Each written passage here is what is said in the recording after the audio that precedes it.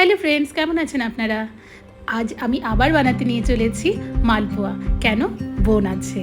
এখন একটাই কথা, বোন আছে, ওকে ভালো মন্দ কিছু খাওয়াতেই তো হবে না।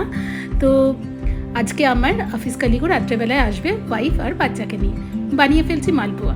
সেদিন কিন্তু আমি মালপোয়াতে নারকেলটা দিতে একদম ভুলে গেছি, যেটা কিন্তু মেন, ওটাই কিন্তু টেস্ট। আজকে বেশ জমিয়ে দিয়েছি নারকেল, আর এখন দিয়ে দিচ্ছি কিছু রোস্টেড চীনাবাদাম। এটাকে ভালো করে রোস্ট করে নেওয়া হয়েছিল। মাঝখানে বোন আমাকে একটু পেয়ারা কেটে দিল, আমি সেটা খাচ্ছিলাম আর বানাচ্ছিলাম। একদিকে মালপোয়ার জন্য তেল গরম করছি, আর একদিকে বসিয়ে দিয়েছি চা। বোনের তো চা ছাড়া হবে না, আর আমি একদমই চা খাই না, একদম অপোজিট।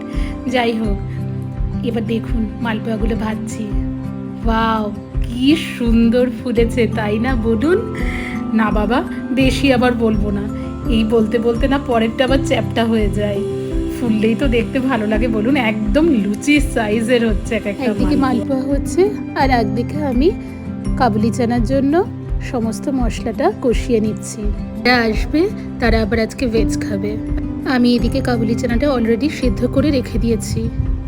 এবার মশলার সঙ্গে সব কিছু মিশিয়ে নিয়ে আমি ভালো করে নেড়ে নিচ্ছি, আর এর মধ্যে একটু তেঁতুলের পাল্প দিয়েছি, তাহলে টেস্টটা বেশ চটপাটা টাইপের লাগে, জানেন তো। ওই যে বেল বাজছে, মনে হচ্ছে আমার কলিগটা চলে এসেছে।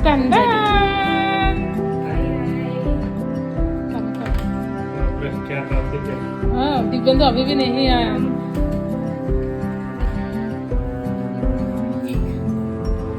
ये क्या है? स्वीट्स खा के